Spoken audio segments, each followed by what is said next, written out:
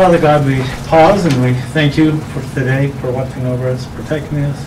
We're thankful for the opportunity to serve. Thank you for all that you've given us. We're thankful for our country, thankful for our community, constituents. We pray you would watch over us. We think of those today, 78 years ago, that paid the ultimate price on the beaches of Normandy. We pray you would watch over them, care for them and their families and those relatives that survived. So as this prayer, we pray in Christ's name. Amen. I pledge allegiance to the flag of the United States of America and to the republic for which it stands, one nation, under God, indivisible, with liberty and justice for all.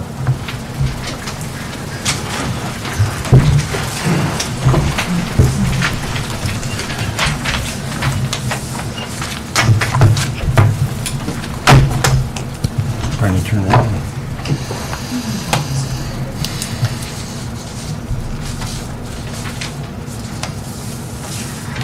Okay, the minutes were sent out on May 16th, 2022. Any moves, alterations, or changes to those? If not, accept the motion to approve. Motion approved. Seconded. All in favor, aye? Aye. 3-0. We had payroll totaling $257,391.48 and claims totaling $1,385,424.71. All in favor to approve those? Aye. Make a motion to accept the financials. Seconded. All in favor, aye? Aye. 3-0. And Sheriff.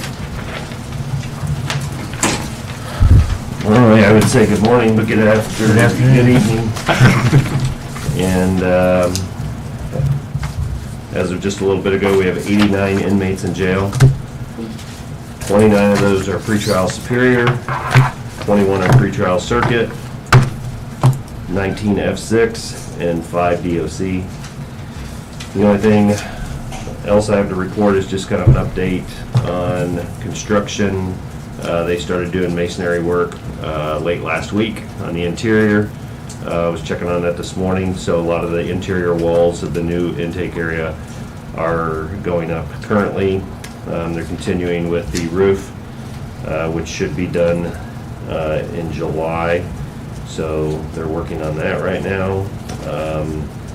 And continuing to do HVAC work.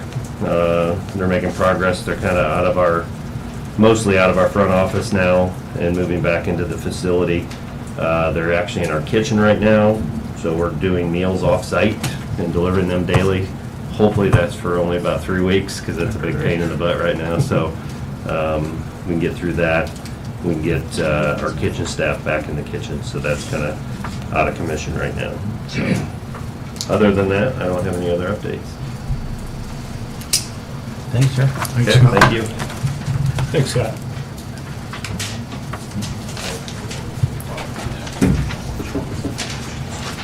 Sean's not here, so who's speaking for highway here?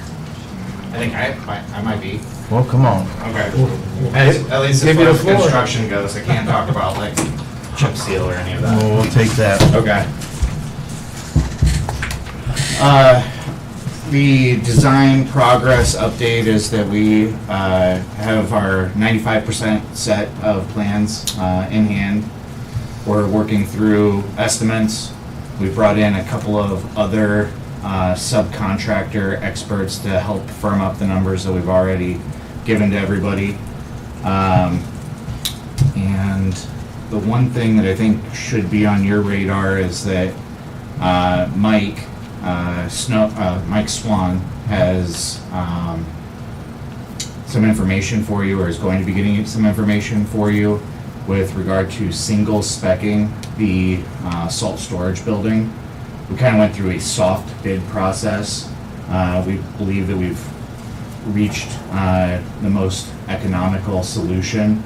But at this point, instead of receiving salt storage buildings, which all have different configurations and foundations, we want to get the salt storage building from Greystone rolled in. And I think that that takes some sort of a letter or a document from you guys for that. And along those same lines, they have Canadian steel is what they bid. We have asked them to provide what the upcharge is for American steel. he said that their sales rep said that it's not a deal killer. It could be, maybe $20,000 or something like that. But when he gets me the revised price, he'll provide an ad to go to the American Steel, just so we have all the information. My understanding is that you guys can also do an ordinance or something to not require the American Steels used. Have you guys already talked to Barnes and Thornburg about the gray stone stuff? That's who would have to give us guidance on how to Okay. address that. Yeah. I can help you do that. And Lafayette used Canadian steel. Their other recent projects have used the Canadian steel. So I think he was also going to provide maybe some language that we could put in front of you, or a draft letter of some sort. Did you guys visit that Lafayette site? Yep. Sean and I went down last week, and it's awesome. They're Was it anchored- Lafayette or the Tippecanoe County? This is the city of Lafayette. And it has the separated walls, so we don't have to go back in and pour walls. It all comes as one unit. Yep. Sean did have some concerns about that not being very, modular. Like if he wanted to change how he did things in the future, it's not super easy to move that stuff, and it would require some work to do that. It's better than an in-place concrete bunker. Absolutely. Yeah. These are like T-panels. And Sean had been liking and looking at the blocks instead. Like the Jersey blocks that you stack and We just don't think that those can resist the lateral forces as well as these T-panels can. We also submitted some stuff to Mike that we'd like you to review, and can get into that with you guys later. when do we have our next? You're gonna ask me that. It's 3 weeks from last week, so we're 2 weeks out from it. I'll probably do an early meeting to review the most recent budget. Shooting for having that by the end of the week, so sometime next week we'll get something on the books. I'll try to give everyone plenty of time. So are you presenting tomorrow night at the other meeting? I plan on coming, but I don't have anything to present at this time. Okay. So 90, we're done. The minor changes from now to 100% are semantics, basically. Yep. I mean, unless there's like a surprise in the electrical or mechanical or something, I'd say we're pretty dialed in on where we're at. And you think you'll have the latest estimate by I'm shooting for the end of this week. end of this week? Any surprises? None yet? Good. Surprisingly low would be nice, right? It is what it is. Yep. Just wish we would have done it for you. Anything else? It is a lot more efficient than the NDOT project that has a lot of very similar elements. NDOT project's like $1 million less than this, and it's for about 25% of the size, so I think Wow. we're in good shape. Yep. Good. Good job, thanks, Yeah. Connor. Thank you. Nate?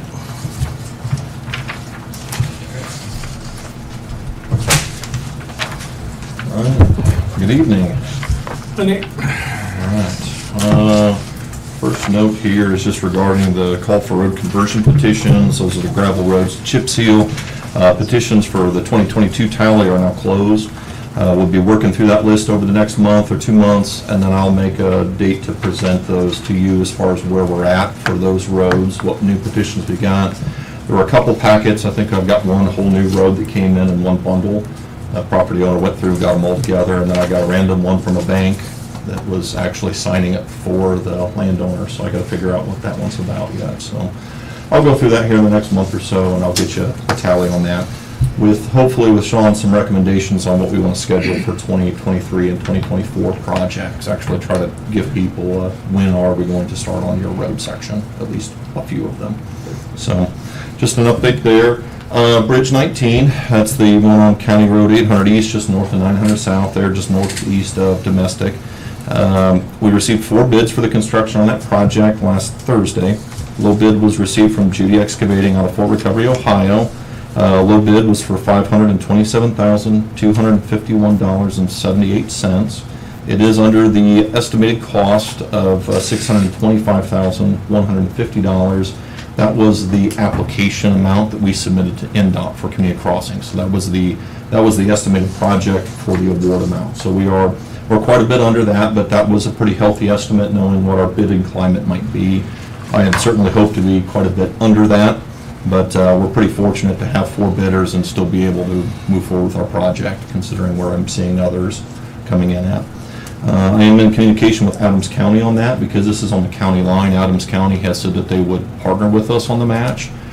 They said they'd put a resolution together for that, and I'm going to talk to their attorney and see if he actually did what they were told to do.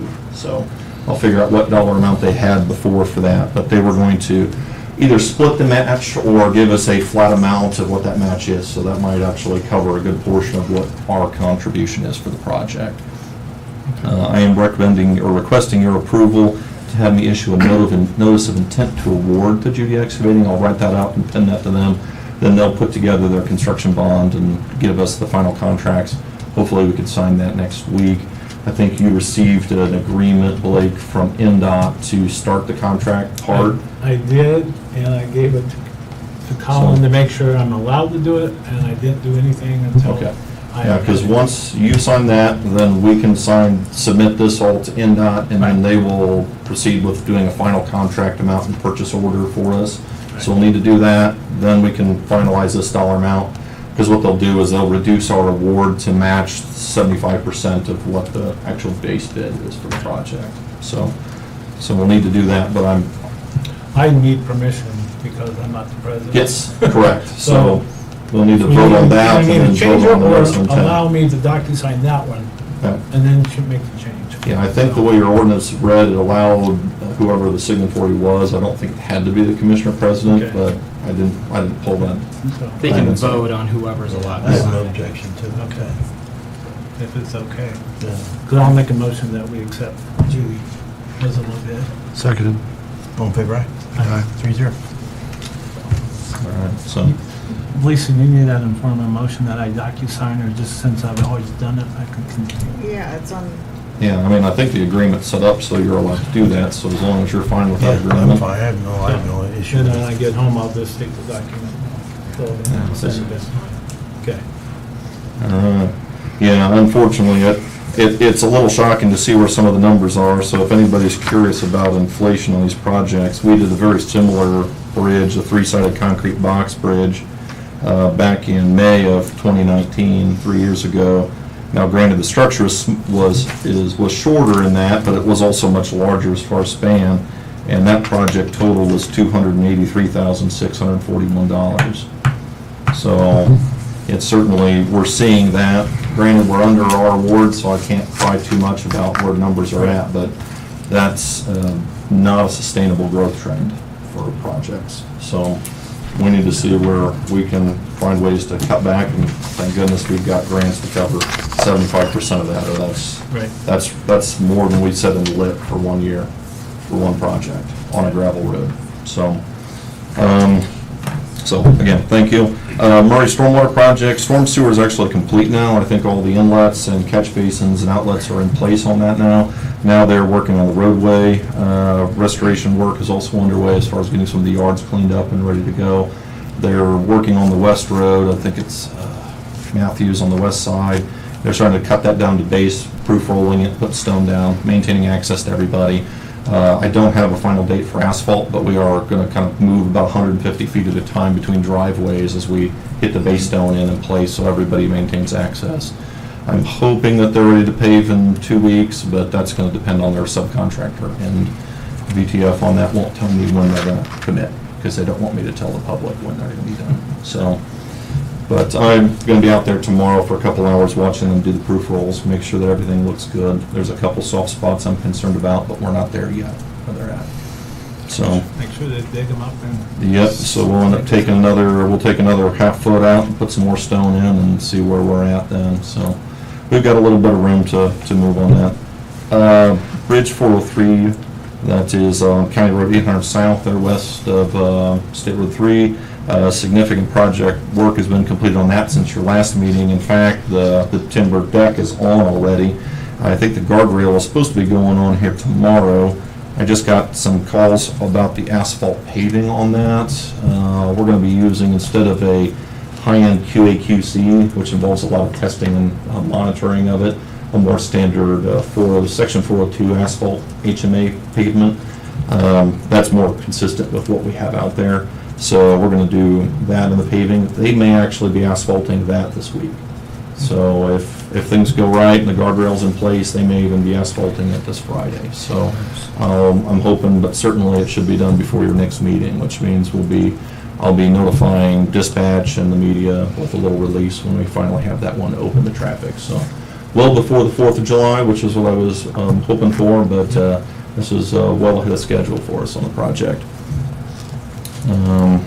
Regional Sewer District, they had their closing on their Project 2 last week. Work is not scheduled yet to start. The RSD's got a meeting next Monday night. Hoping to find out when they're hoping to start the project in Craigville. Again, they understand kind of their terms and conditions and what they got to meet for paving work. It's VTF, so with them finishing up Murray and that project here this month, and they'll be rolling into that likely in July. That's kind of what I'm anticipating, but we'll certainly send notices out before they start tearing up the roads. So Will they be in Craigville first, or are they gonna start?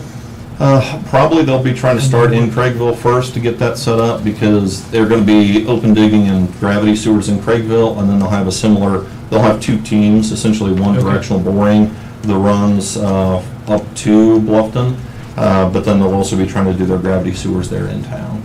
There's a lot of pipes in there. There's a lot of pipes. So they've got all their easements in place, and I think they got their closing last week, is what I understand, so. They have They a don't have plan, quite all their easements. they have a plan to make sure that we're cleaned up by winter, so they don't end up with Yes. the Liberty Center issue again. It's a condition of their utility permit is that they have permanent pavement in place before the winter operations. So if they're gonna, any of the numbered roads, so the old 301 or 700 East, 200 North, or 100 North, that area, all of those open trenches that would be in would have to have permanent pavement before the end of October. I believe it's October 31st. That's what your agreement with them is. So that would be liable to get something in place to repair that. So we'll be watching that. October 1 comes around, we're going to be hawking them the whole way. So on utility permits, I only had one listed on here, but there's actually 3 different utility permits. That one of them I got just when I came into the meeting here. There's one for Meridian Road between 200 South and 250 South, and a half mile of 250 East for a fiber optic cable. That one was from, I'll make sure I get that, Citizens Telephone. That's the one I just received. I believe Jared had brought up some information about that during the Drainage Board meeting, and I'm recommending approval on that. The other one here is for sections of West 900 North, South 700 East, East 1150 South, and 1100 South. It's some temporary construction entrances and accesses for AP. That one's one that they've been stringing this one around since December, and then finally signed it in March, and then sent it over to me just recently. I'm recommending approval on that. And then another one came in on May 31st. This is for rebuild of some overhead power lines from Heartland RMC. I received that one, and I'm recommending approval on that. That's for a section on State Road 301 or 700 East for us south of US 224. So those are the 3 different ones, and I'm recommending approval on all 3. I'll make that motion. Seconded. All in favor, aye? Aye. 3-0. And then as far as right-of-way dedications, we didn't receive any, and I think Heiser's on vacation, so I don't know that he would have handed any over to us at all as well. So, other than that, I didn't have anything else here. Did you have any other questions or items? I do not. Thank you. All right. Yep. Thank you very much.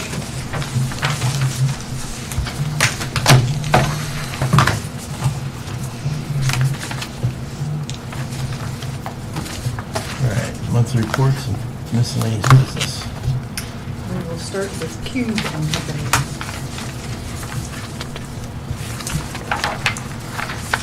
So this is just the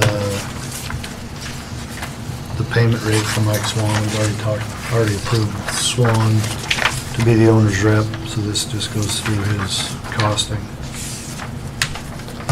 Who needs to sign this, Mike? Yes. So it's just to approve the 118 per hour is what it's for. This is the same contract we looked at when we brought him on, we just didn't vote on the rate. Right. So we make the motion that we approve that rate for Swan to maintain as the owner's rep on the highway garage. Get a chance to review this? I did briefly, yeah. I mean, the only question I had was, is there a limit? I don't think he would take advantage of this, but I just want to know if we need to have a not to exceed number. Up to like an NTE on the price. It's about how many hours Nate and those guys use him, so how many times we call him up to present at meetings and things like that, so. I have no issues. Okay. I saw no problem. I accept the motion then to go forward with this. Motion to approve is written, Mike Swan's use as the owner's rep on the county garage, 118 an hour. I'll second it. All in favor, aye? Aye. 3-0.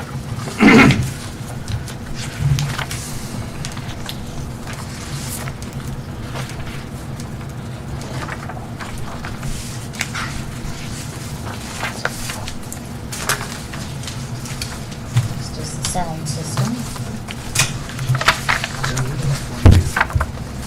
Is there a rep here from Stylus and ITI, or no? Silas. I looked this here, but I think it's not. Rick, would you like to walk us through your quote here a little bit? Sure.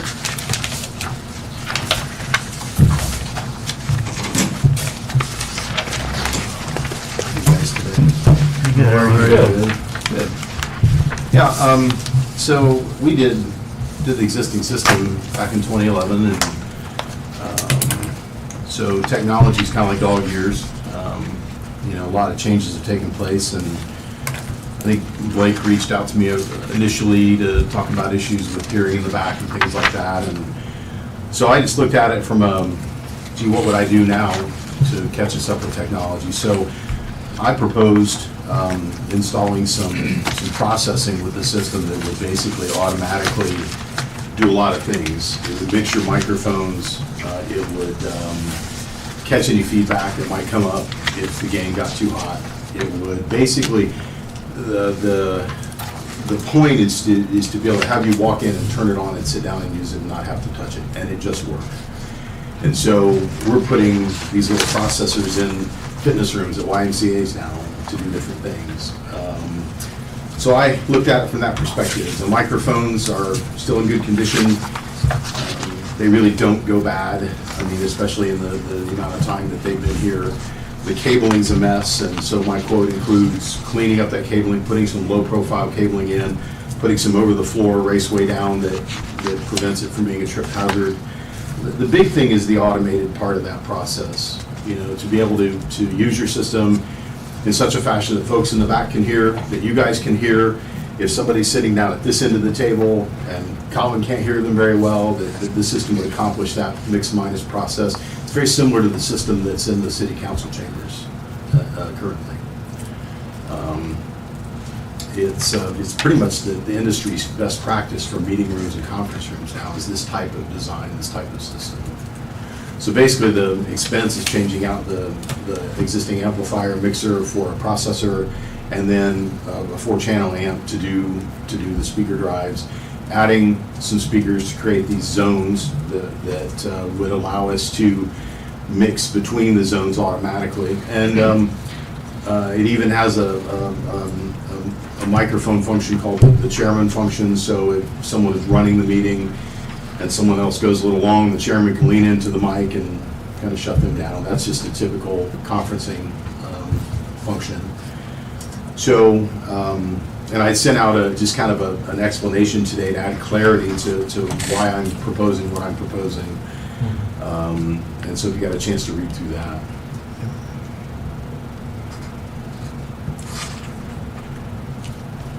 Yeah, I reached out last week to you, and I called Seth, ITI, and we chatted both probably 20 minutes on each of you guys, so I appreciate the explanation, because this is way above anything I know electronically, so.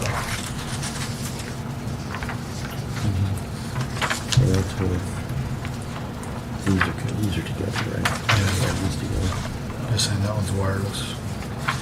Now, the wireless stuff, I did put a note in there about wireless usage in a space like this.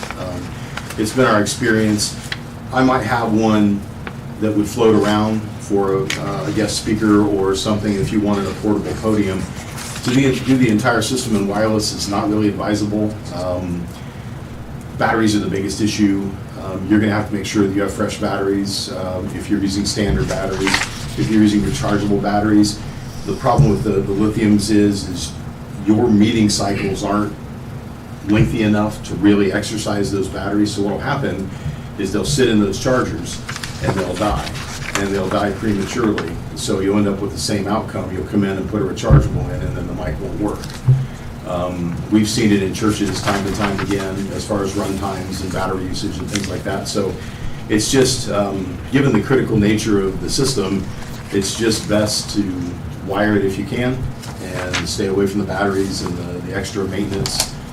I suppose if you had a tech guy changing out your batteries every time and verifying everything worked before you sat down would be one thing, but, so I stay away from wireless when it doesn't make sense.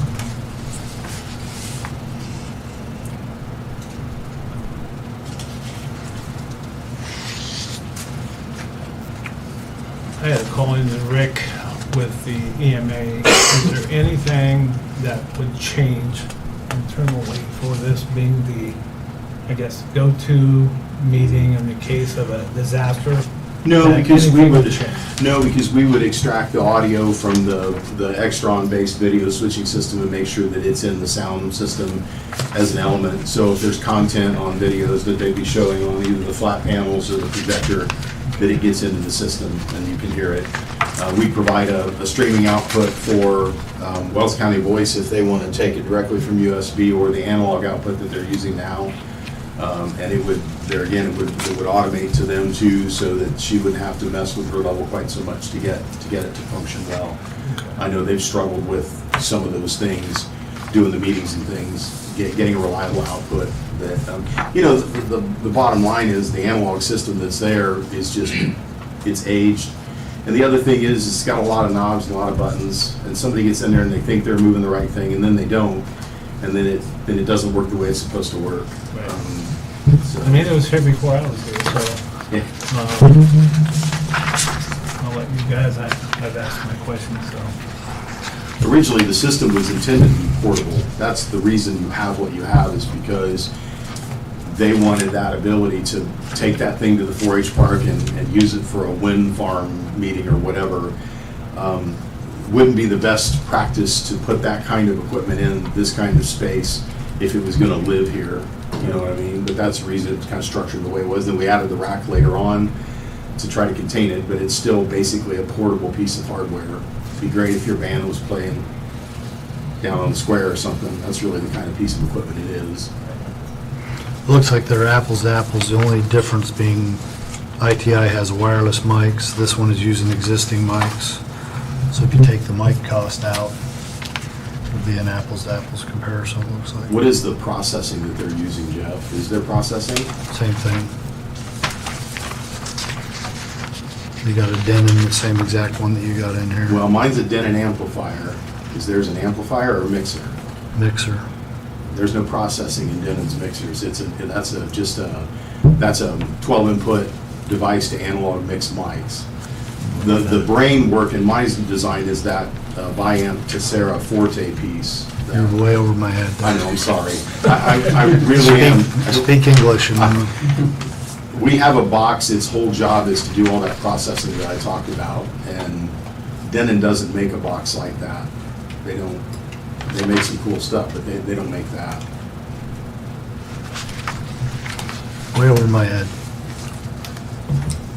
We just want a And I system hate that to do works. this with you guys. I know it's tough to get it down to language that makes sense.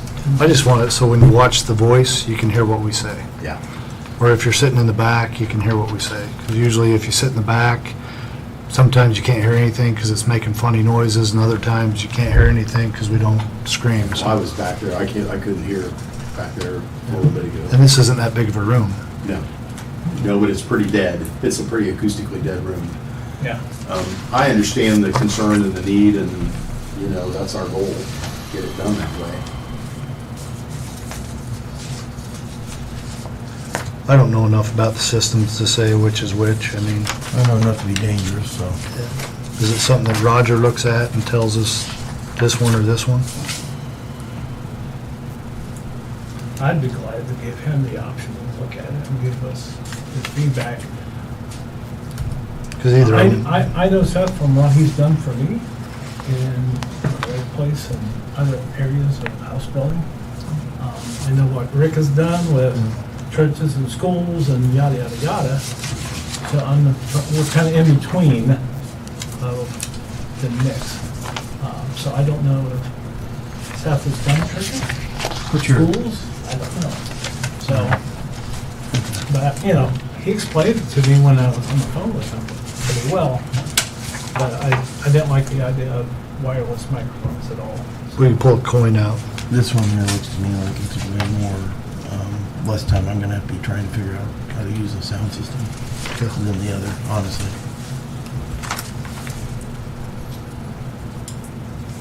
And if I'm reading, If it doesn't work, are you gonna come back and fix it? You know where I live. Where am I gonna go? we do know where you live, that's true. Of course we're gonna Right fix it. here.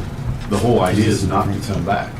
Well, Yeah, but then you take that out. that's why, you know, So he's you've been using in this these. field So for if you went back and told these guys churches to and use schools, those, and it seems like that's it the difference. might make sense to go with you, but I'll let these gentlemen get more input.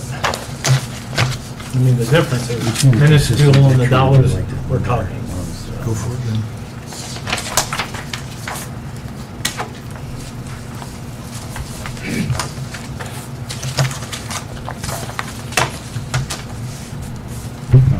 I personally be willing to accept the quote here for this system that you presented, Rick. I have no objections to this unless what you do. You want to make the motion, or I'll make the motion to accept your quote here from Styles. Okay, very good. I'll second it. All in favor of Aye. Aye. 3-0. Thank you, gentlemen. Very good. Thank you. Who do you want me to coordinate details with? Not me. IT guys? Just come in and get it done? Just come and get it done. All right. Talk to our IT crew and sort of coordinate that through them. Okay, sounds good. Thank you very much. Thanks, Rick.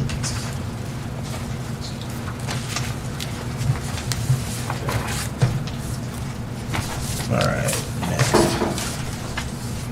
Peter Boa, board appointment. Have you guys had a chance to review the applicants? Yes.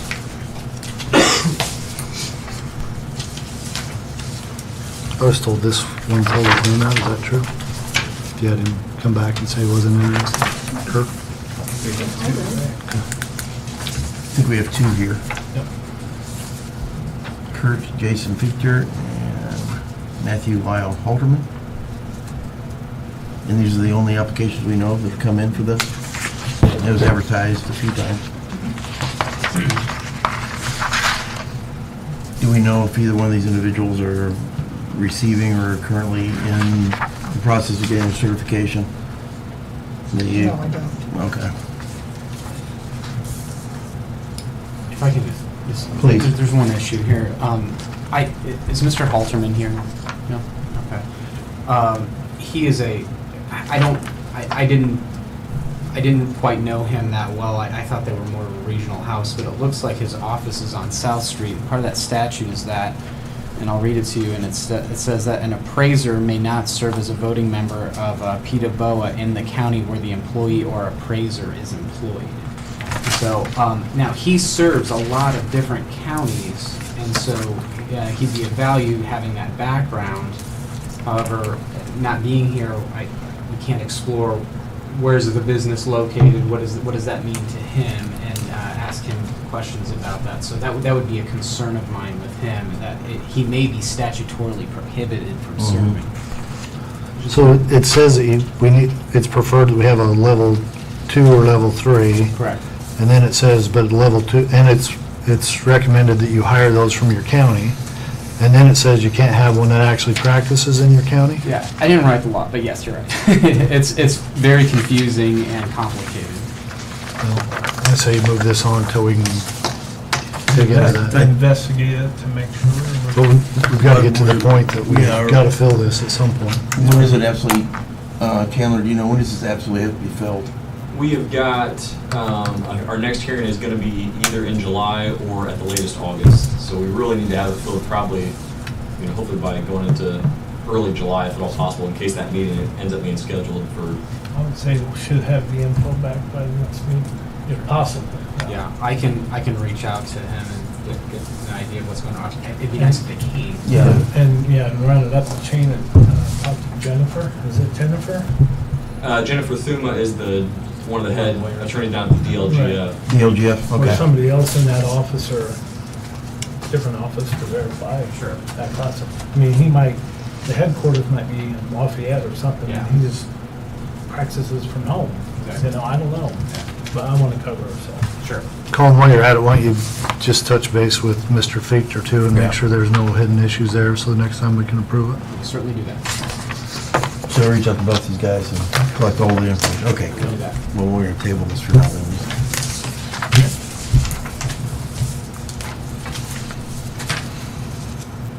Utility extension. I can bring you up to speed. Nate and I had a meeting. We have, and when it says that, it's for the highway roads, utilities from the Valero plant south. We have a proposal. We're going to give it to the mayor. I'll hand deliver it tomorrow morning, pending your approval and signature that we can move forward with this.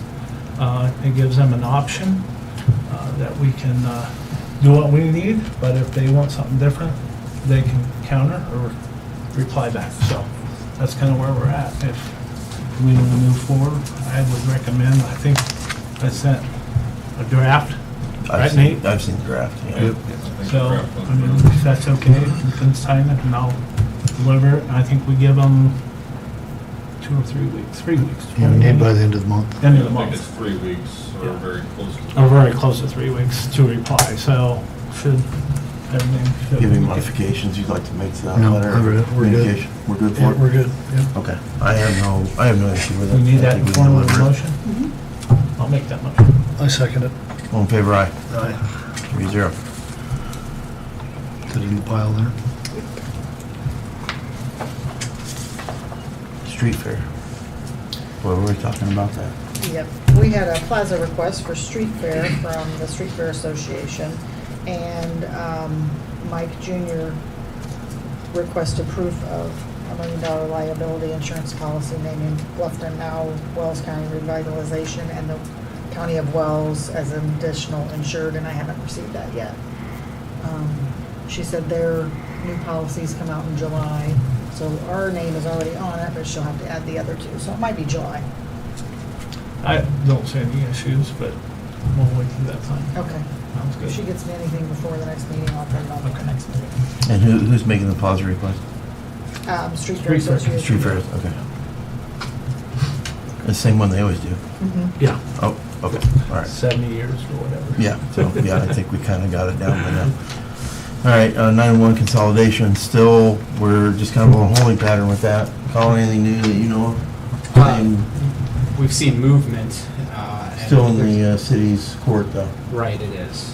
So, but it's looking more positive than it was before, and I know that the commissioners are working very hard to get this done, as it's an essential service, and really pushing hard to make this right. You know, Do it once, do it right. absolutely. Thank you. County Farm, If I may. please. Most of you are probably aware of the county's involved in some litigation regarding the sale of the county farm. Geyser Farms has sued the county, and the the Fiechters as well as Mounsey Farms were added as defendants, and that they were the purchasers of some of the land at the auction and were kind of drug into this, and they have their own counsel at this point. We've been going back and forth about what that relationship with them will be, and the commissioners are of the mind to support them reasonably as we go along and avoid getting a combative relationship between the named defendants. And so my understanding is that the commissioners are willing to pledge up to $5,000 in reasonable attorney's fees for the groups collectively, so an aggregate amount of $5,000. That'll have to be worked out. There'll have to be some work on the back end that I'll have to do with their attorney, Mr. Crowell, and I'm happy to do that. I would just need the approval to continue on that and keep working out an agreement that won't harm our standing in our litigation, but also will get them the assistance that you all, I believe at this point, believe that it's important for them to have from the county's perspective. And that can just be reflected in the minutes. Yeah, Do we need a motion for that, or is it I'll just? motion for that. I think you need a motion. Okay. It's not a resolution. I'll make that motion to proceed. I second it. That'll all fall under if we make a claim against the whole issue for the insurance anyway, correct? Yeah, I'd have to review that policy, but certainly the E&O insurance that we'd be going through here, that's going to be a part of it, because there is potential conflict between the landowners and the county, and so I believe that would fall under it. I can't say for sure, I don't have the policy in front of me, but I believe so. So I second it. All in favor, aye. Hi. 3-0.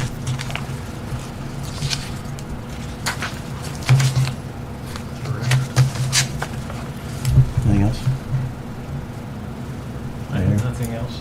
Audience? Are we allowed to approach? if Please, we're on the- come up. Absolutely. Okay.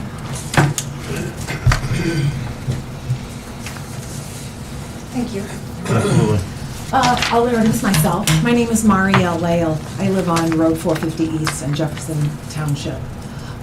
Myself and some of the members in the audience would like to be on the agenda, if at some point in time, to discuss the North Corridor study, as well as the 2035 vision plan.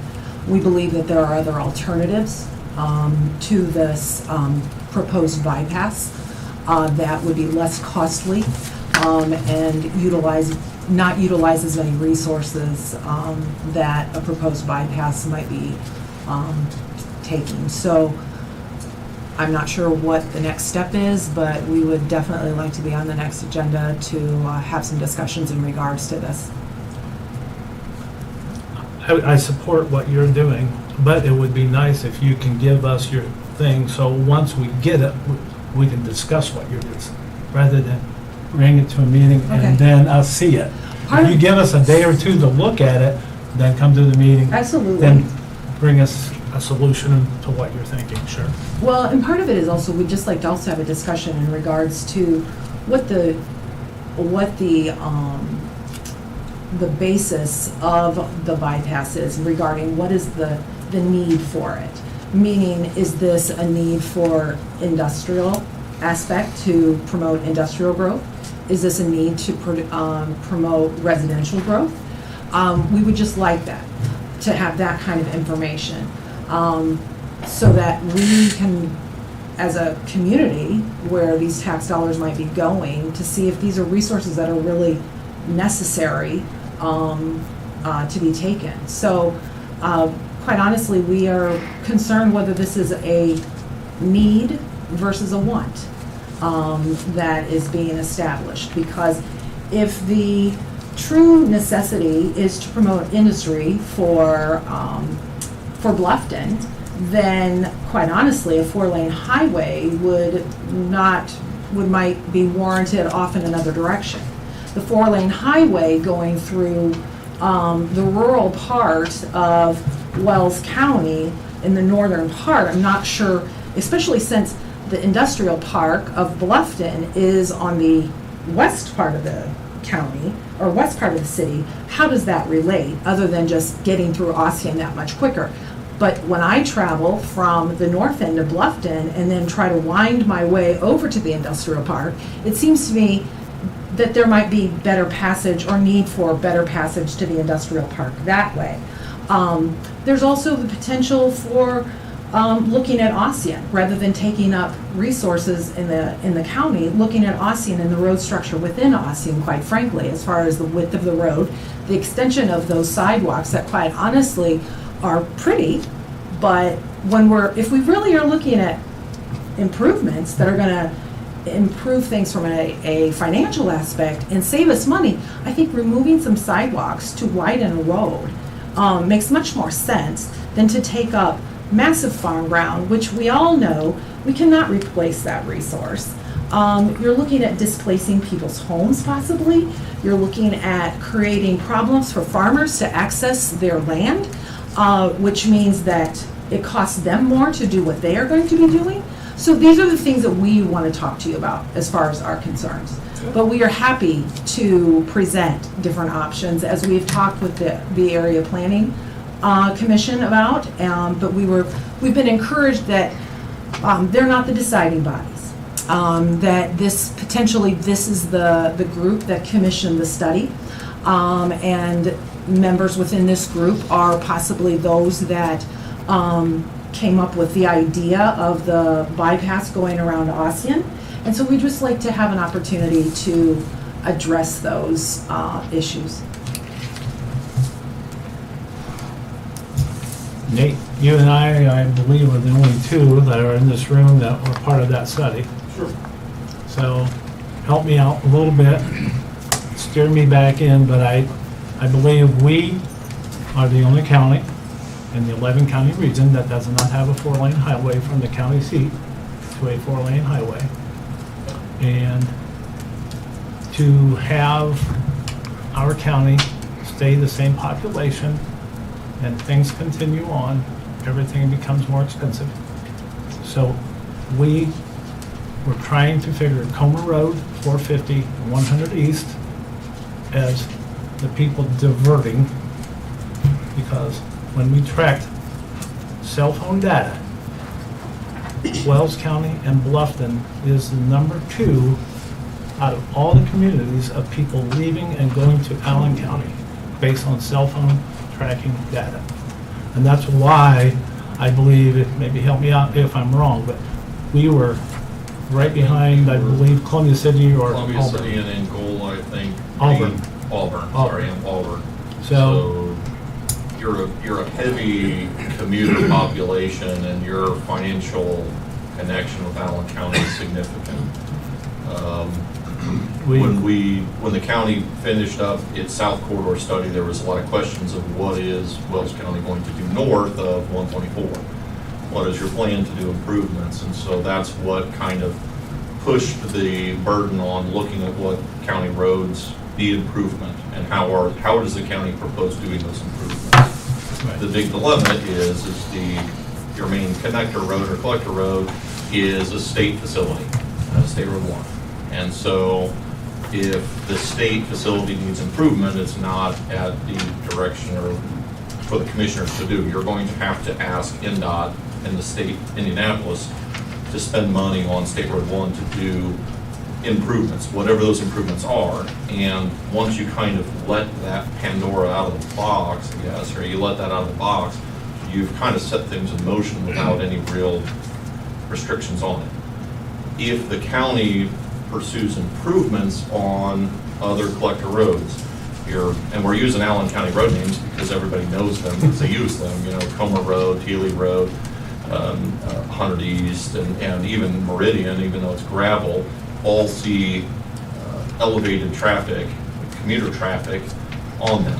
If the county starts doing improvements to those roads, which I think there's interest in doing, when the public survey went out, there was kind of a split on State Road 1 obviously needs fixed, and all these other county roads need fixed. Everybody wants all of it, the entire thing.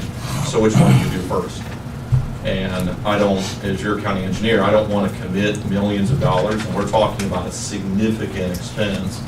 How are we going to finance your local projects, one, without raising taxes, And then which facility is going to do first, because if we do an improvement on 450 East or 100 East or Coma Road and start pushing forward those projects, there's significant unintended consequences. There's a lot of fear that once you open those roads up and improve those, what are you gonna see? I think a lot of people want those roads to be quieter as much as they can be, whether they're Coma or Tealy or Norwell Road, as they're commonly called. So what are you want to do with those, and how do you want to do it? That was kind of the burden that was put on the study, and I think the study came back recommending we want to try to push NDOT to do improvements to State Road 1 first, and try to guide the improvements in State Road 1, because it's going to have the lowest financial impact on the taxpayers of Wells County. So may I ask this? Okay, if the improvements are geared, okay, a couple of things. Improvements to the road is one thing. Mhm. We all would love improvements to our road. Sure. Taking farmland, displacing people from their homes Mhm. is a vastly different conversation. So with that being said, to address what you say, we're the only county in 11 whatever that doesn't have a 4-lane highway. Right.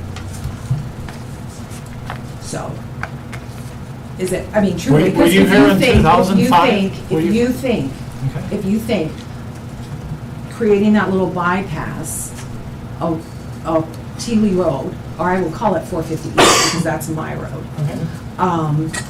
If you think creating that bypass, which then finally gives you your 4-lane highway, is the treasure you need, it is an awfully expensive treasure just to say we have a 4-lane highway that speeds our way through Ossian. If there can be improvements made to Highway 1, if it's Ossian that's slowing the path down because of left turns or the school traffic or what it might be, then let's look at those and addressing those things. I think if you can break down issues of slowing down traffic through Highway 1, and quite frankly, the traffic pace on the north end of Bluffton, because of multiple accesses to that area alone, to me slows things down vastly much more than the town of Ossian does. But I feel as though if you address things from the standpoint of looking at rerouting traffic, possibly expanding the width of Highway 1 within the town of Ossian, not displacing any businesses whatsoever, it might be a better option than to, again, displace people from their homes, take over natural resources that we will never, ever be able to replace. More farm ground in the state of Indiana is being put under concrete, and this is something we will never get back. So these are the issues that we want to talk about. As I've read the plan myself at the beginning of it, all hundreds of pages of it, quite honestly, it seems to be quite subjective. It seems to be very, I'll just use the word, propagandist, meaning that it seems like this is the only thing we can do to make improvements. So it leads the reader to think that this is the best option for us, where I personally do not believe that it is the only option. So that is what we are here for from our community, because like you say, before you get Pandora's box out, meaning the state highway, and sometimes that's happened within this community, that Pandora's box gets open before the community is made aware of it, or is actually realizing things are getting made aware of, and it's too late, Ethel. And for us in our community, When was this done? The study would have been. 4 years, 5 years ago? Completed before, just before COVID started. I think that was. I mean, it includes trails and everything. I do know, in 2005 or 6, help me out, Austin was part of a study. They went through exactly what we're doing now. They tried to take everything through downtown.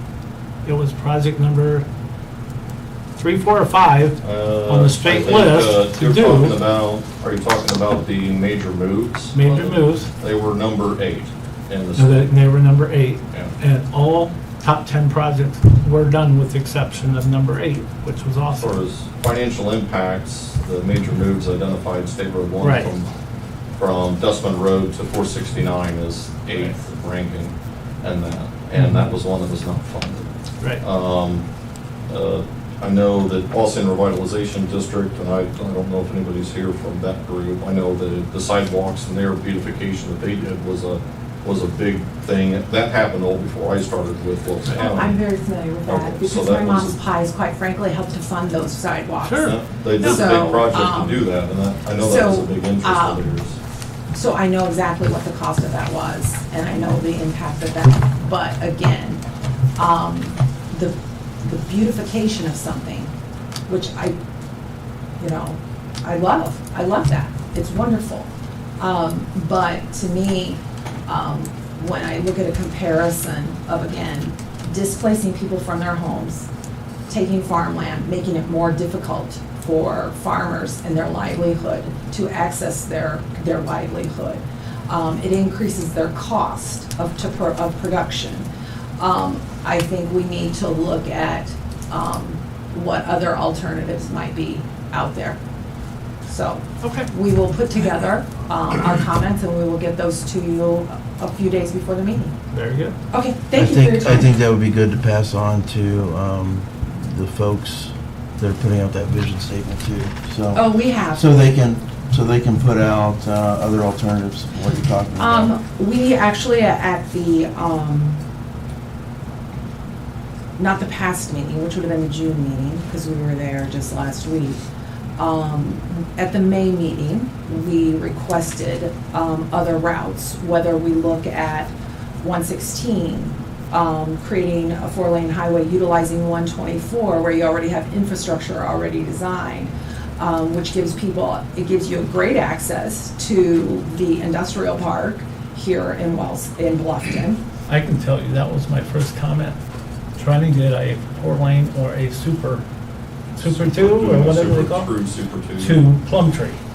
And I had meetings with Matt Lehman personally for hours, and the traffic count isn't there. So you can't do it. That's why you have to do a study. People just aren't to running that route. determine and say, hey, how many cars are going that way? I don't know, it's 5,000 a day or whatever, but going north, it's 15, 20,000 a day.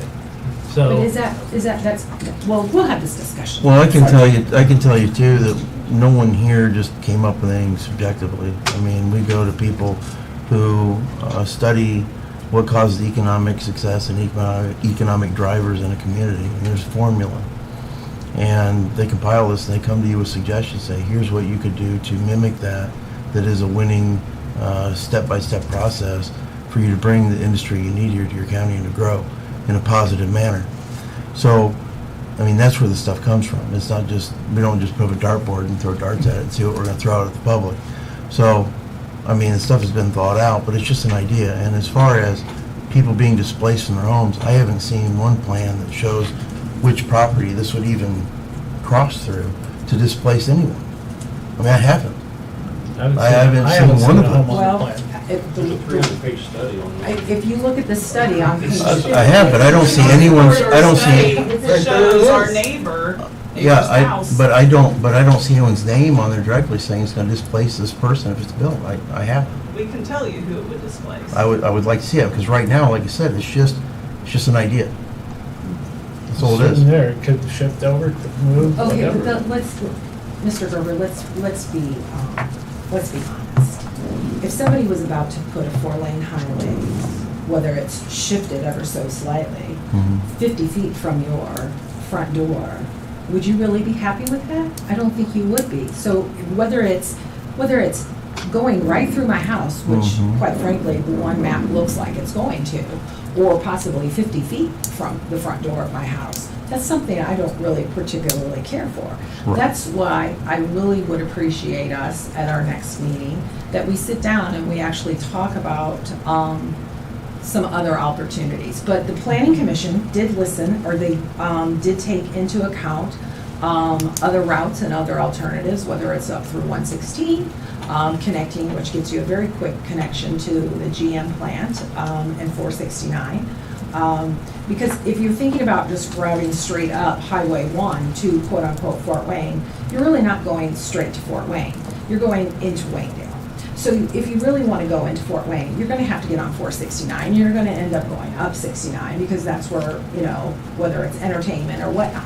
So going up, straight up Highway 1 is not really gonna take you for Wayne. It's gonna take you to Wayne Gap. Well, I think, again, this is why we do feasibility studies and economic impact studies, and we want to understand that. But yeah, it has to start with an idea. Somebody has to say, here's an idea, and then you do the studies to find out if it's even feasible, and if it would even work. I mean, we haven't gotten that granular with it. We haven't. No one here has. Well, somebody sent it to the state. The state has it. Sure, the state has to be involved in all those discussions because it's a state road.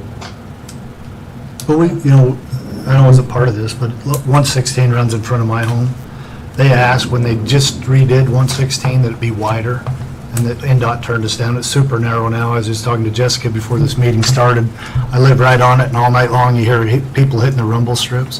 That could be much wider. I don't want it to be a 4-lane either because it's on right in front of my road. Nobody Right? wants that. 124, with Blake talking about 124, that makes 100% sense to me. I built a Lexan in the industrial park, an interchange at 124.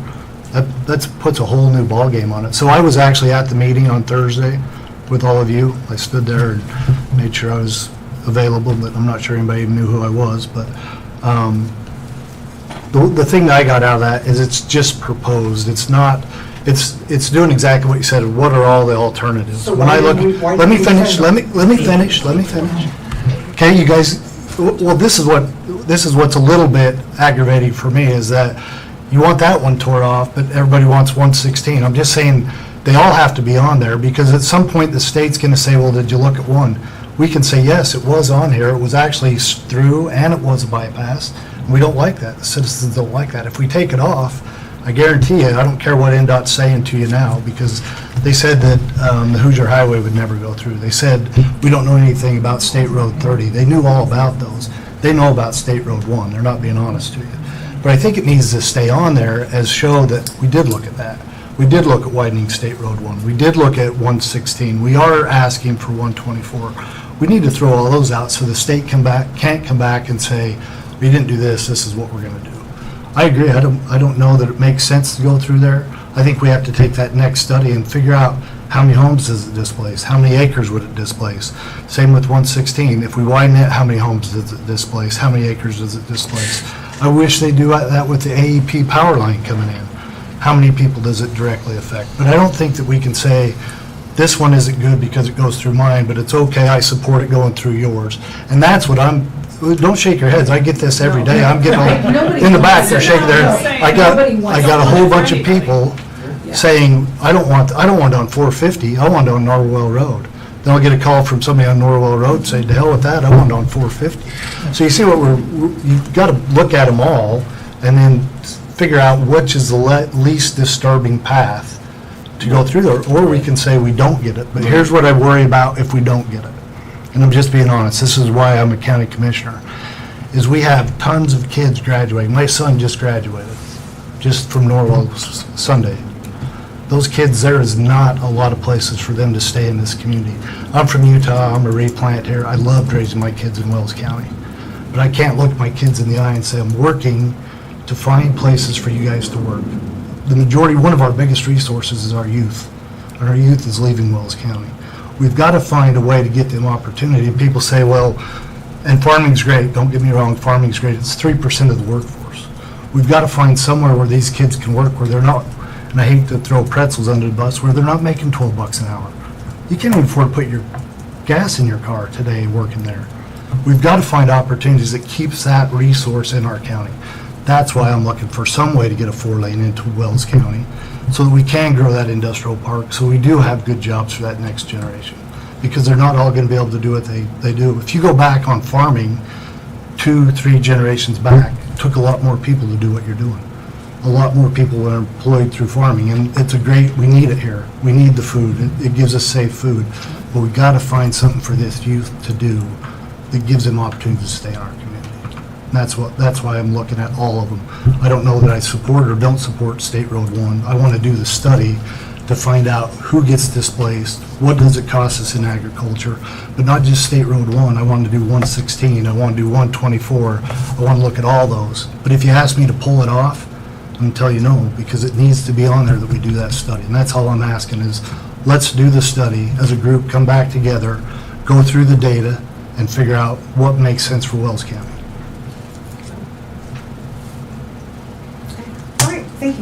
Thank you very much. Thank you. Sir, did you have a comment too?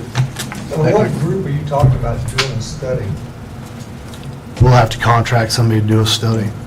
There's professional teams that do economic impact studies that will look at cost-benefit analysis, but that becomes PhD level financial studies that are done usually through Ball State or IU. Those are the ones that I've seen. There's other teams that have done some regional studies of economic impacts. Because you're not talking about a $5 million project, you're talking about, I think in the study, it identified at $300 million, but that was everything we've been seeing right now, so you could be $500 million project you're talking about. This is serious money, and nobody wants to take a project like this or a study like this, wherever you go, take it lightly. No, I'll tell you, that's what I'm proud about. I went Thursday night to see, because I knew everybody was going to be there. I've got calls. Mr. Detmer called me a couple times. I love the passion. That's what makes Wells County great, is that you don't get walked on. You actually come out, you voice your opinion, we sit and talk about it.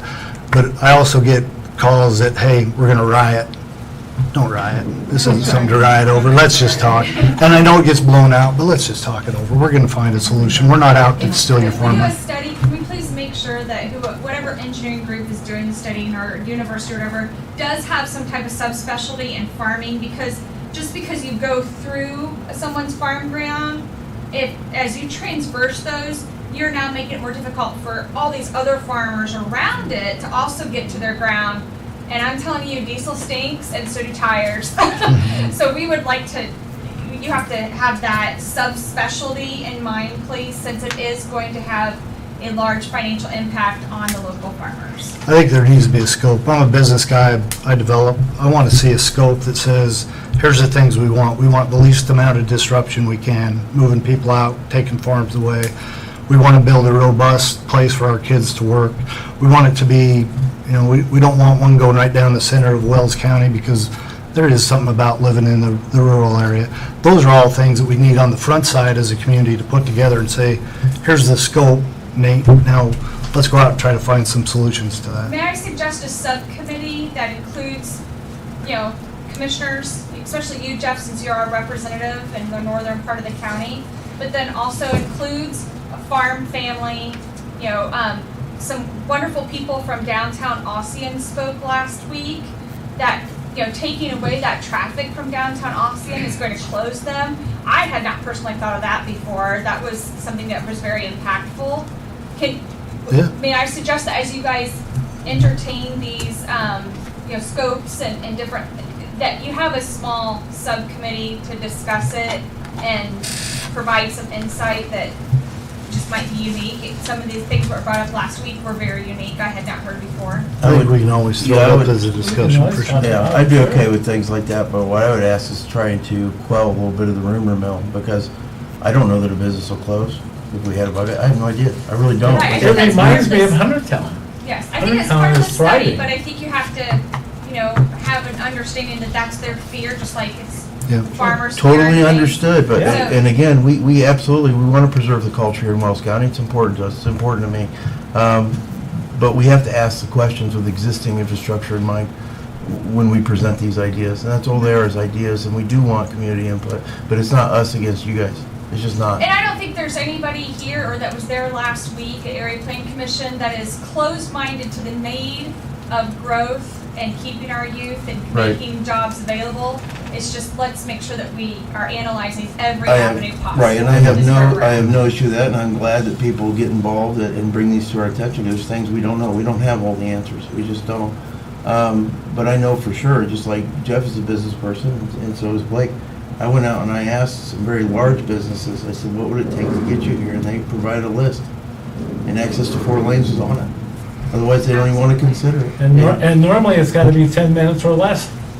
Yeah, and so it's frustrating for us. I don't know that, I don't know if you're gonna get that. It's not possible. Right. You can't get rid of the space, so it's One- going to be 124, possible, but whatever 120 we can do to help. Yeah, 124 is a great avenue, I'm telling you, somebody asked in your meeting the other day, I think it was a lady in the blue dress, that you asked Mike about how many businesses have we lost because we don't have a 4-way. I can probably give you 16. I have 2 open warehouses right now that I show all the time, and once they No, know we we're don't not have a even four-way. considered for it. We're not Yeah, even considered. they won't consider, but do I know that State Road 1's the way to go? I'm not saying that. I'm just saying that it is a big issue with trying to get here. I'm actually building one on I-69 right there in Markle, and it gets 5 times the hits because it's right off the freeway. It just seems, as we are talking about this, your business is on the west side of Bluffton. Not There's a anymore. lot of, Yeah. there's a lot of businesses over there. Again, the pathway to that area is not an easy path.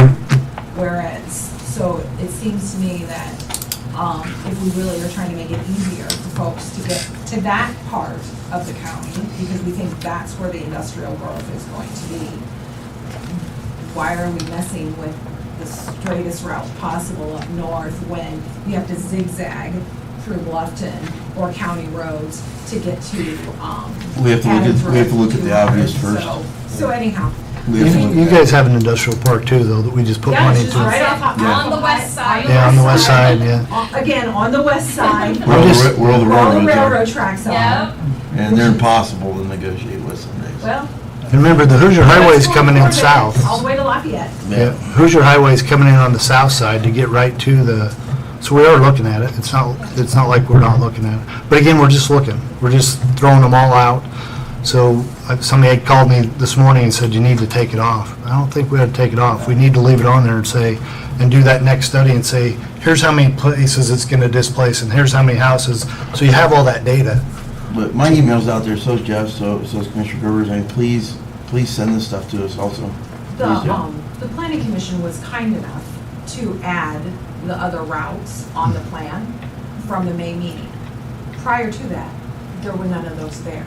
Gotcha. It just seemed, when we met with the planning commission, that the 4-lane loop around Austin, or as I prefer to call it, the road to nowhere,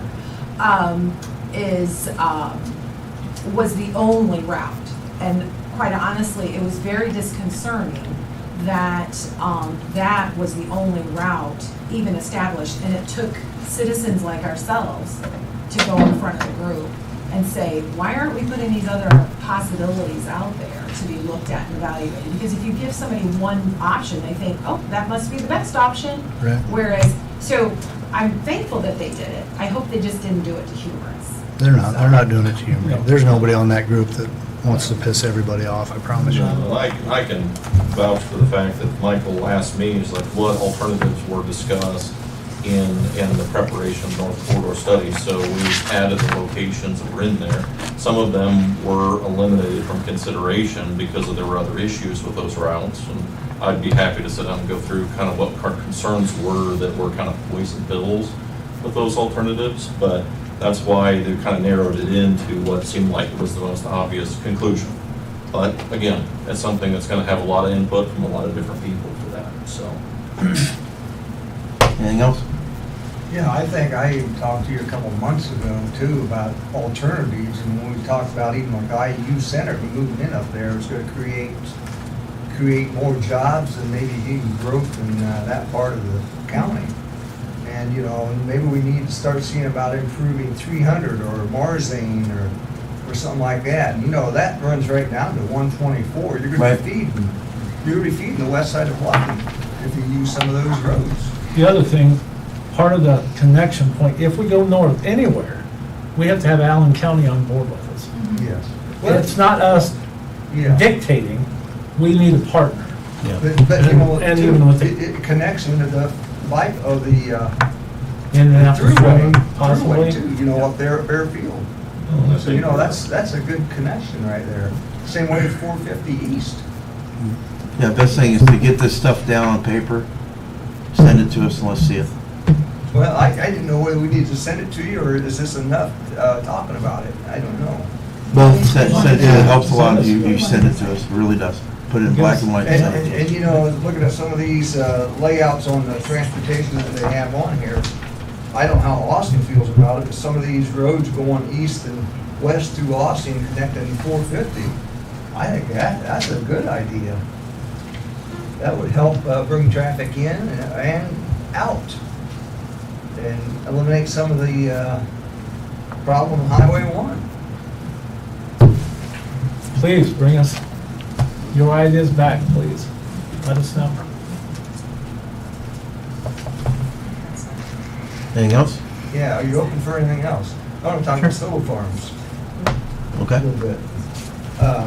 I know there was a survey taken, and basically it says that most people in Wells County that took the survey are not in favor of solar farms. Now, as far as small businesses and households, they, we approve of it according to that survey. Now, there was something brought up at the planning meeting the other night that's on their vision list that they added to this. They said our community should be aware of the risks involved with the potential loss of local control regarding utility-scale solar projects that has been discussed recently at the State House. That kind of threw me away. What's going on? What are we supposed to be aware of? You didn't follow the State House law? They were gonna dictate to us what projects, what acreage, and the amount of solar that comes to our county, and we have no control. That's what I was wondering. The local control is removed from us That's what here, I'm saying. We're and losing they our- tell us what it's gonna be. Is to me, we're losing our sovereignty as a county. Yeah. When they tell the county commissioners, and so I don't know, how do you approach this to fight something like this? Part of- 'Cause I Well, just, you we're you trying. can. So what happened, and the reason that bill even came across downstate is because communities took the stance of just absolutely no and drew a hard line in the sand and said, we're not even going to talk or negotiate with some of these companies that want to do this.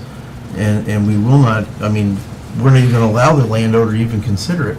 So the result was a bill gets drafted by some of these very, very large corporations, and they take it down and say, look, we want the opportunity, and federal pressure gets put on the state, we want the opportunity to do these projects in the state of Indiana, but we're getting shut down. So basically what happened was our representatives down there shut that bill down, killed it, okay? And I think all that did was buy us time. I think the best way to deal with a lot of these issues, especially with like solar, is set the guidelines as a community, say, look, here's what it's going to take if we even want you here to build here in Wells County. These are the guidelines, and whatever that looks like. I mean, that needs to be formed by local control. At least it's a pathway.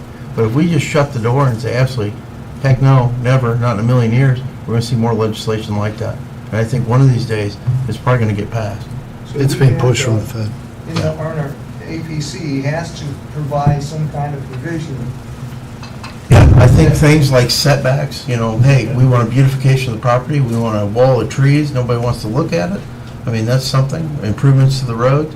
I mean, there's a lot of things we can do, but we've got to set those guidelines, and I think that's the way you fight back. You said, look, we provided a reasonable path. We did, it's here, you can take it.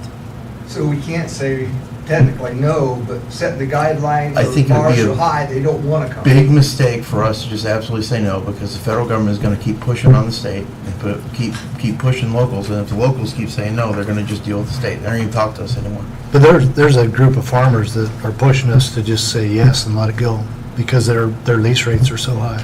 There's already leases under contract, so you get that mix of, on the farming side, I'm getting a mix of people that don't let it in and people like, well, don't tell me what to do with my ground on both sides there, so it's a tough one. But it's at the federal level right now. I'm from Utah, they're taking great big swaths of the desert and just saying you have to put solar panels down there, and it's coming this way. Definitely. So, your best chance is at the ballot box. That's your best chance to stop. You're saying through the representatives. Yep. And we've got some good representatives shutting it I down. have contacted Matt Lehman, and matter of fact, I did it again today, and he says it needs to be done at the local level. It needs to be parallel paths. We need to be doing stuff, state needs to be doing stuff, so that doesn't happen. And we're doing that. We put together, I feel, 4 or 5 years ago, a decent amount of setbacks and things that would be strong enough to, if they really wanted to be serious, they would have to really meet all the boxes, check the dot. I think we did it, Yeah. and it seemed like there was nothing. And then there's a little bit of, well, we want to, and then you say, well, I don't want that because that farmer guy, he just cash rents and he's from Utah, or, no, wow, he's from Minnesota, or, whatever. And he's not around, I'm so. getting information here that I'm not getting from the APC. You Like know? what? Just like you're saying, if we don't have those setbacks, they're gonna come in anyway. That was a state law. The That was a state APC's law. not telling me this when I go to the meetings. Well, they aren't because they shut that bill down. Mhm. It's not back yet. So that's why it's back in Well, our that's- lap for right That's what they now. have in here, it says beware. Yep, beware. If we don't act on it or keep what we have or change what we have or whatever. See, they weren't communicating that to me. The APC? Yeah. I was at the meeting. I think he tried to explain that to Well, what you. I'm saying is, they did not say you need to go ahead and make these setbacks and everything, otherwise they're gonna come in anyway. Well, I'm telling you what's caused that, what's caused that attitude on some of these corporations. So, and with the federal government, so what we can do is set that pathway and set those restrictions and say you have, like Commissioner Gerber's saying, cross the Ts, dot the Is, have the right setbacks, improve the right, whatever that is. I'm just throwing examples out there of things they would have to do in a pathway and things they'd have to complete to even do business in Wells County. Right. Yeah. We need those sort of guidelines. Okay, see, I didn't understand that. Yeah. Yes. Leslie, you had a question?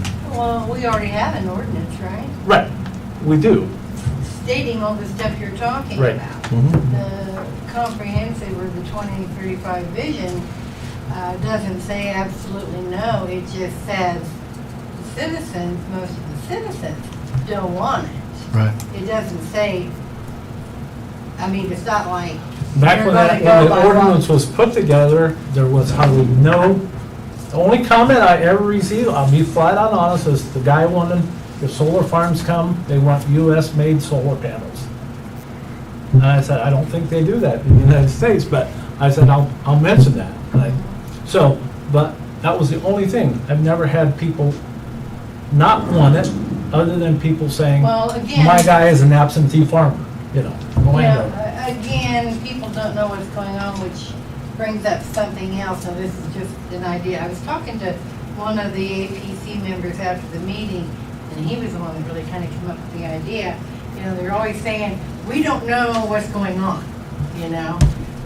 We're not on Facebook, you know, we don't get the ban or whatever. And that's true, that's just the way it is. There used to be a time when all you got was a newspaper, everybody knew what was going on. So, but, and then you say there's not enough money for postage to tell people, and I get it, people throw stuff in the trash, you know.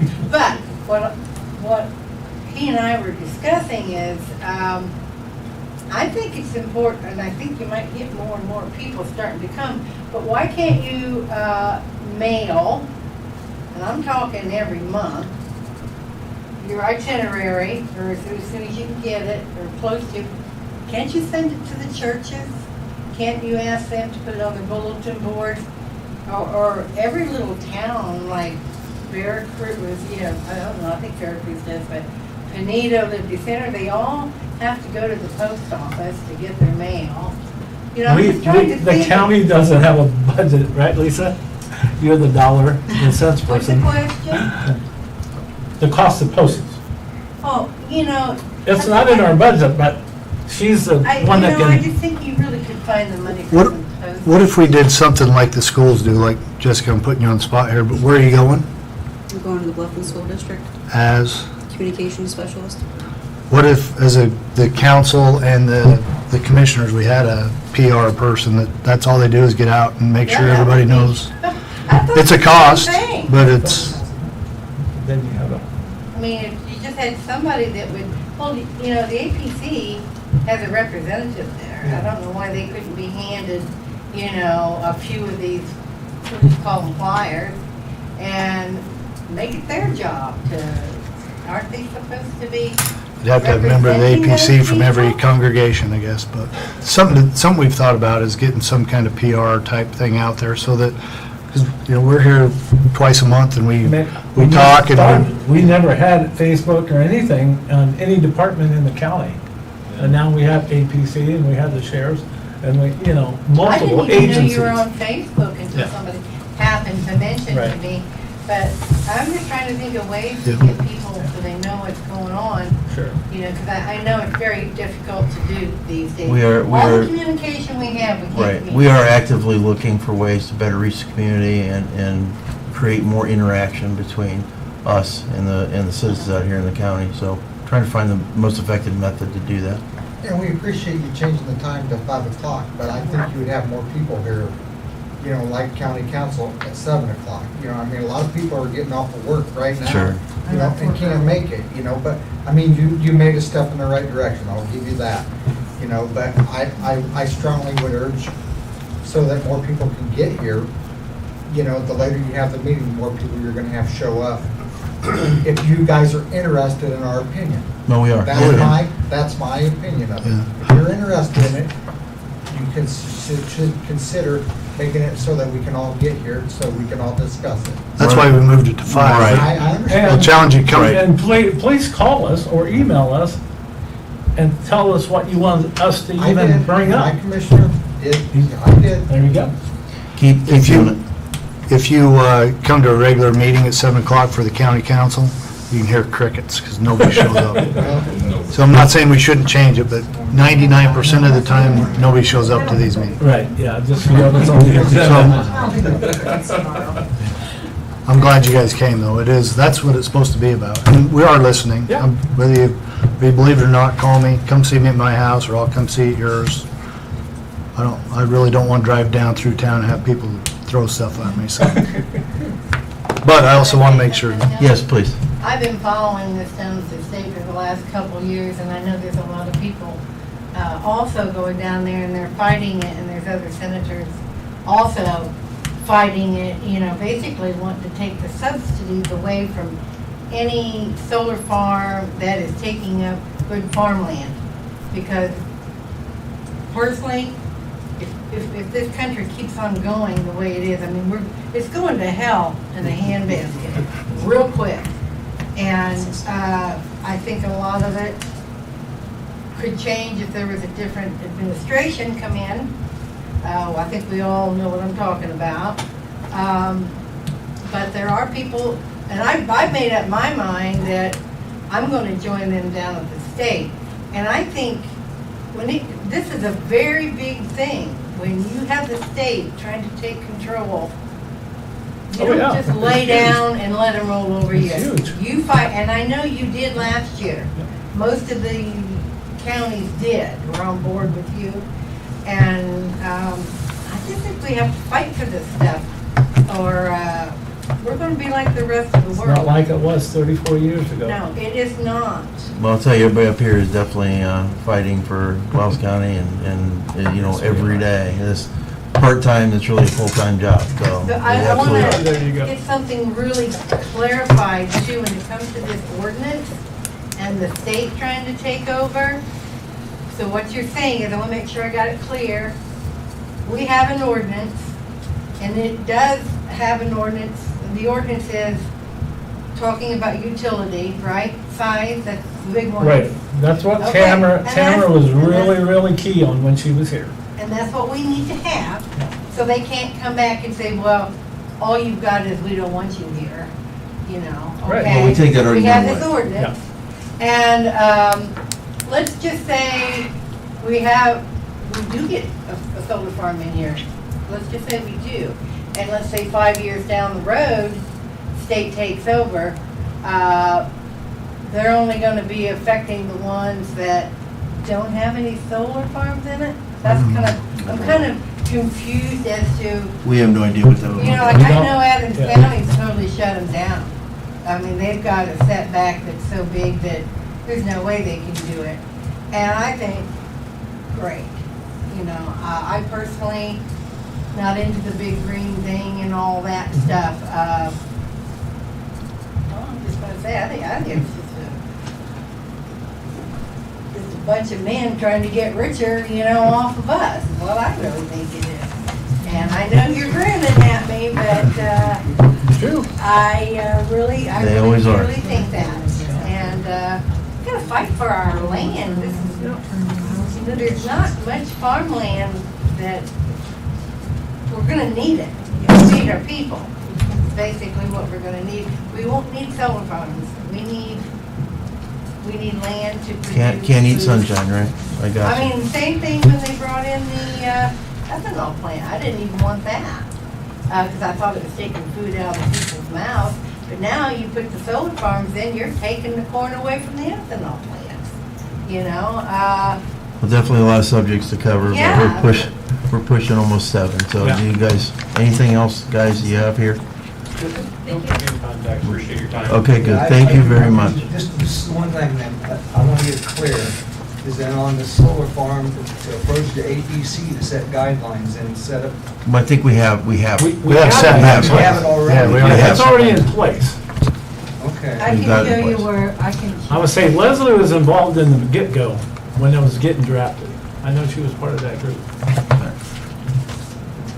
I'm gonna accept Yeah, the I kinda know motion what's to going on, adjourn. but I mean, you know, not- Thank you. I have enough good idea. Yeah. Thank Good? you. Thank you very much. Motion to adjourn. Second. Please, second. All in favor, aye? Aye.